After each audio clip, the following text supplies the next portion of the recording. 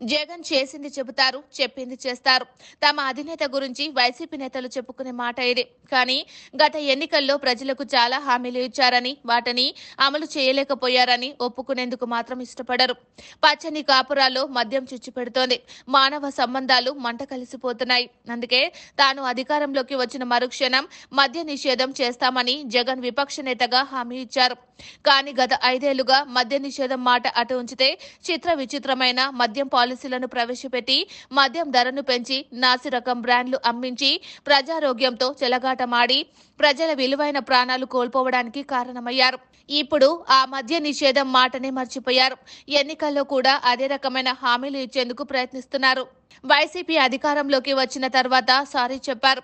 ఇప్పటికిప్పుడు మద్య నిషేధం అమలు చేయలేనని చేతులెత్తేశారు. రాష్ట్ర ఆర్థిక పరిస్థితి బాగోలేదని ఏటా 25% షాపులను తగ్గించి 4 సంవత్సరాల్లో సంపూర్ణ మద్య నిషేధం దిశగా అడుగులు వేస్తానని ప్రకటించారు. నాసిరకం మద్యంతో పాటు ధరలను పెంచితే మందుబాబులు అటువైపు రావటం మానేస్తారని అవేవో కల్లబొల్లి మాటలు చెప్పారు. కానీ ఏటా 25% షాపుల తగ్గింపు మాటను పక్కన పెట్టారు. పర్యాటకం మాటున బార్లు ఏర్పాటు చేశారు. మరిన్ని అవుట్లెట్ల దుకాణాలను నెలకొల్పారు. పచ్చిగా చెప్పాలంటే ప్రతి గ్రామానికి మద్యాన్ని అందుబాటులోకి తెచ్చారు. వైసీపీ మద్యం పాలసీ ఆ పార్టీ నేతలకు కాసులు కురిపించింది. అప్పటి వరకు ఉన్న ప్రైవేటు మద్యం పాలసీని జగన్ రద్దు చేశారు. ప్రభుత్వమే నేరుగా దుకాణాలను నడిపించేందుకు నిర్ణయించారు. దేశంలో ఎక్కడా లేని బ్రాండ్లను అందుబాటులోకి తెచ్చారు.